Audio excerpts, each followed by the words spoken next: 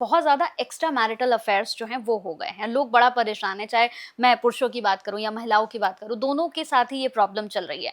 तो extra marital affair खत्म करने के लिए कोई उपाय है?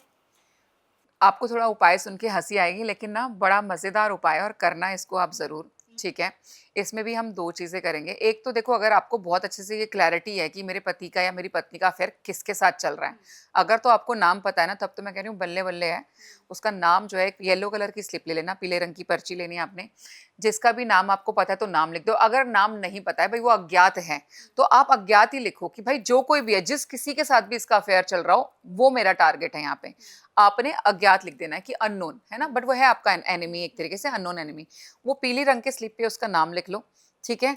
अब हम क्या करते हैं, हमने उसको अपनी ज़िंदगी से क्या करना है, बाहर भेजना है, ठीक है? तो आप फ़ोल्ड, जैसे वो पर्ची, आप उसको फ़ोल्ड कैसे करोगे? 1 उल्टा ऐसे, 2, 3, कि मैं उसको एग्ज़िट दे रही हूँ अपनी ज़िंदगी से। ऐसी कोई चीज़ जब हमें अपनी ज़िंदगी में चाहिए होती है, तो हम फ़ोल्ड अपनी तरफ करते हैं कागज़ को। ये कागज़ आपने बाहर की तरफ 3 बार फ़ोल्ड करना है। 3 बार फ़ोल्ड करने के बाद में आपने माँ बगलामुखी का नाम लेना है, ठीक है? और आप माँ का एक स्विच वर्ड भी यहाँ पे यूज़ कर सकते हो, ठीक है? कदम्बनी, कदम्बनी, कदम्बनी। आपने ये जो है अपने हाथ में रख कर के इसको भी 108 बार पढ़ लेना आप। और अपने दिमाग में क्या चल रहा है कि किसके कहीं भी अफ़ेयर चल रहे हों, किसी के साथ भी चल रहे हो, उस इंसान की एग्ज़िट हो जाए। फिर आपने उस पर्ची को ले जाना है अपने घर के बाहर, ठीक है? आपने यहाँ पे चप्पल का इस्तेमाल भी करना है। 3 टाइम्स आपने लिटरली अपनी चप्पल से उस कागज़ पे पीटना है। 1, 2, 3, है ना? और मन में जब आप ये पीट रहे होगे चप्पल से उस कागज़ को, तो आपकी इंटेंशन क्या होनी चाहिए कि गो अवे, गो, गो, गो। ठीक है? कि ये मेरी ज़िंदगी से, मेरे पति की ज़िंदगी से तुम दफ़ा हो जाओ, और उसके बाद उसको अपने अपने घर के बाहर ही, वापस नहीं अपने घर के अंदर लेकर के आना। वहीं की वहीं कपूर डाल के उस कागज़ को बर्न कर दो, और उसकी एशेज़ को आपने या तो फ्लश कर सकते हो, या फिर डायरेक्टली बाहर के डस्टबिन में ही जानी चाहिए, घर में वापस नहीं आएगी आपकी। आप देखोगे विद टाइम, और ये रेमेडी आपने 11 शनिवार वापस रिपीटेंस में करनी है, क्योंकि यकीन मानो ये एक्स्ट्रा मैरिटल अफेयर ना इतनी आसानी से खत्म नहीं होते। तो इस रेमेडी को करो, जो कोई भी होगा ना, नेचुरली आपके हस्बैंड की लाइफ से, आपकी वाइफ की लाइफ से उस इंसान की एग्जिट हो जाएगी। हुँ। अच्छा मैम, बहुत से लोगों का एक और होता है कि मैं कमाता तो बहुत हूँ, मतलब बहुत से मेल फीमेल्स जो इंडिपेंडेंट हैं, फीमेल्स खास तौर से, उनको लगता है कि कमाते तो बहुत हैं, पूरा महीना जॉब कर रहे हैं, बिज़नेस चला रहे हैं, लेकिन पैसा नहीं टिक पा रहा है। पैसा आता है और किसी न किसी कारण वो चला जाता है, या तो हॉस्पिटल में लग रहा है या किसी न किसी वजह से जा रहा है। तो पैसा रोकने के लिए, ताकि पैसा हमारे पास टिके, इसका कोई उपाय है? बहुत आसान सा उपाय बता रही हूँ, ठीक है? और आपको भी मैं बोलूँगी कि आप भी पर्सनली ज़रूर करके रखना, ऑडियंस तो चलो जब ट्राई करेंगी बताएँगी। अनार की शेप के ना बॉक्सेस मिलते हैं। अनार जो है वो अबंडेंस का साइन होता है, ठीक है? आपको ईज़िली मिल जाएँगे, आप गूगल करोगे कि मेरे को अनार शेप का बॉक्स चाहिए, वो मिल जाएगा। उस अनार वाले बॉक्स के अंदर आपने पीले रंग के चावल, अगेन आप सूखी हल्दी मिलाइए, गीली हल्दी नहीं मिलानी है, क्योंकि चावल पसीज जाएगा, और ये चावल लंबा चलना चाहिए आपका। सूखी हल्दी से आपने अपने चावलों को पीला करना है। आपने उस अनार को जो है उस चावलों से भर देना है, पीले रंग के चावलों से, ठीक है? फिर उसके अंदर अगर आपके पास चांदी का सिक्का है तो बहुत ही अच्छी बात है, नहीं भी है तो आप नॉर्मल सिक्के का इस्तेमाल भी कर सकते हो। आपने 10 रुपए का कॉइन ले लिया, आपने वो जो है उसके अंदर डाल दिया। चांदी का सिक्का है तो चांदी का सिक्का डाल दो, और लक्ष्मी गणेश बने हो तो और बहुत ही सोने पे सुहागा। वो डालने के बाद में आपने उसको सिर्फ अपने घर की नॉर्थ डायरेक्शन में रख देना है छुपा करके।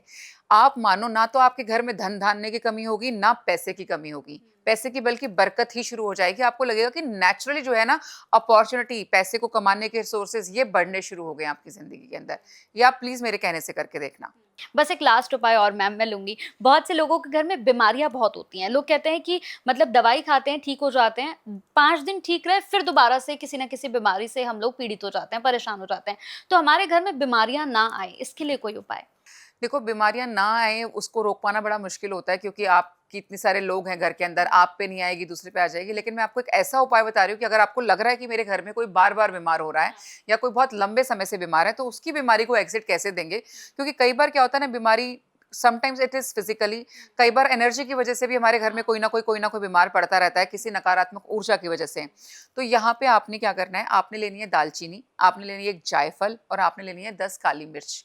इन तीनों का मिश्रण करने के बाद में आपने तीनों अपने हाथ में ले ली। जो भी इंसान बीमार है, उसके ऊपर से आपने 11 बार एंटी क्लॉकवाइज़ उसको उतारना है। यानी कि आप एक तरीके से उतारा कर रहे हो उसका। वो उतारा करने के बाद में आप इसको ले जाकर के अपने घर के बाहर जो है कपूर के साथ इसको बर्न कर दो और आपने सिर्फ 3 दिन तक लगातार ऐसा करना है। आप मुझे चौथे दिन से उसकी हेल्थ के अंदर फ़र्क बता दोगे कि मैम इसकी बेटर चीज़ हो गई है। बुखार था तो बुखार टूट जाएगा। अगर वो उठ नहीं पा रहा था, कमज़ोरी महसूस हो रही थी तो वो भी जाती दिखेगी और ख़ास करके अगर ये चीज़ किसी भी नकारात्मक ऊर्जा की वज़ह से होगी, तो ये इंस्टेंट आपको रिलीफ़ दे देगी।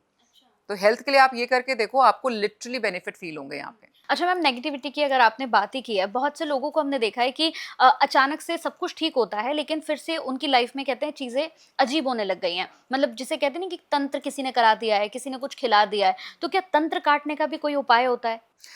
अगर आपको ऐसा लगता है कि मेरे घर में कुछ ऐसी चीज़ है जो नॉर्मल मुझे नहीं लग रही है और किसी का किया कराया होने की आपको फीलिंग आ रही है, तो आपने थोड़ी-सी लेनी है हल्दी और थोड़ा-सा लेना है खड़ा नमक, जो अपना नमक होता है ना, ठीक है? उन दोनों का अच्छा सा एक कटोरी के अंदर पहले मिश्रण तैयार करो। आप अपने घर के हर कोने पे उसको लेकर के जाओगे और पहले जब आप उस मिश्रण को ले लो, तो सबसे पहले अपने माई का नाम, अगर आप माँ का सिर्फ़ कोई सिंगल नाम लेना चाहते हो, फॉर एन एग्ज़ाम्पल आप ओम बगलामुखे नमः भी सिर्फ़ इस्तेमाल कर सकते हो। ओम पीताम्बराय नमः कर सकते हो, खाली पीताम्बरा, पीताम्बरा, पीताम्बरा बोलने की इच्छा हो तो आप वो भी कर सकते हो क्योंकि मेरी माँ जजमेंटल नहीं है। तो आप 108 बार पहले वो कर लो, आपकी हल्दी और आपका नमक जो है वो एनर्जाइज़ हो गया अभी। अब आपने वो थोड़ा-थोड़ा ले जा कर के ना अपने घर के जो कॉर्नर्स हैं, हर कॉर्नर पे थोड़ा-थोड़ा एक चुटकी जो है आपने नमक डालना है, ये शनिवार वाले दिन आपको करनी है। घर के सारे कॉर्नर आप कवर कर लो और थोड़ा-सा लास्ट में जा लगा के अपना जो सेंटर ऑफ द हाउस है, आपने वहाँ पे भी ये नमक जो है छोड़ देना है। और अगले दिन 24 घंटे पूरे होने के बाद ये तब तक पड़ा रहेगा आपके घरों में। उसके बाद आप नॉर्मल झाड़ू से इस नमक को और हल्दी को जो है समेटिए। लास्ट में घर के बिल्कुल एंट्रेंस पे जब आप इस नमक को लेकर के आ जाओगे, वहीं पर आपने इसको कपूर के साथ में बंद कर देना है। अगर आपके घर में कोई भी किया कराया होगा, किसी ने कुछ भेज रखा होगा या किसी कारणवश से कुछ हो रहा होगा, उसकी एग्ज़िट भी है और ये पलटवार भी हो जाता है। यानी कि जिसने भेजा होगा ना, आप देखना उसकी लाइफ़ में कोई ना कोई डिस्टर्बेंस या खराबी शुरू हो जाएगी। अच्छा मैम, कई बार हमने देखा है कि घर में किसी को ना अचानक से ब्लड दिखने लग जाता है।